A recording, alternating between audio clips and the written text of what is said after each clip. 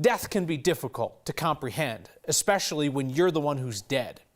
A Coloradan who has been informed that he's deceased asked our Marshall Zellinger for help convincing everyone he's alive. Flags. They're a symbolic part of a military burial. For this Vietnam vet, Dear Mrs. Horgan, please accept the condolence of the loss of George Horgan, the loss of George B. Horgan. is not yet ready for his final flag. Well, my name's George. Last name is Horgan. In April, George's wife Marjorie passed away. You know, when you lose your wife or your spouse, it's something that don't go away to start with. I mean, you remember that for the rest of your life. The love of your life, you've lost them. He has a memorial for her at his home in Hugo, 2 hours east of Denver.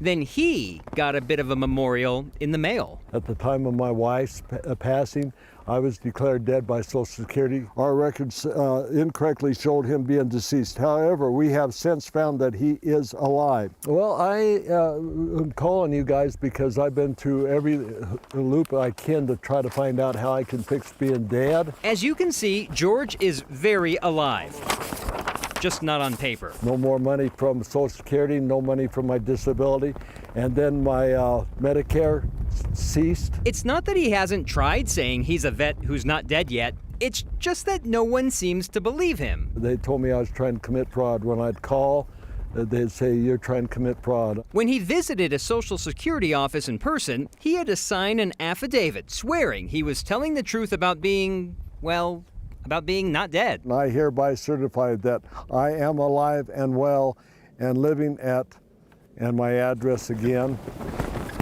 George is not ready to wave a white flag and give up. Life is too short. I'm too old to go back in the military, earn my military benefits. And I'm too old to go back to work and do my 40 years retirement at my past company. Man, my life has been turned upside down. I was able to connect George with help from Republican Congressman Ken Buck's office. He represents Hugo. That process to resurrect George on paper started today.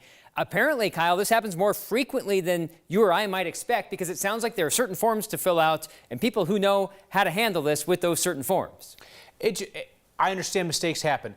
It's infuriating that you can't make 1 or 2 calls after you lose a spouse and get this fixed, that it takes calling the nice news guy to then call the congressman and run it up the tree. Right, it shouldn't take that. I mean, you'd think going to the Social Security office and being like, here I am, and instead of saying, no, you're trying to fraudulently use someone else's Social Security number, someone might have thought, maybe it's really his and we got that error somewhere. Well, we will have George on this program as much as necessary to prove that he's alive until he's brought back. All right. Thank you, Marshall.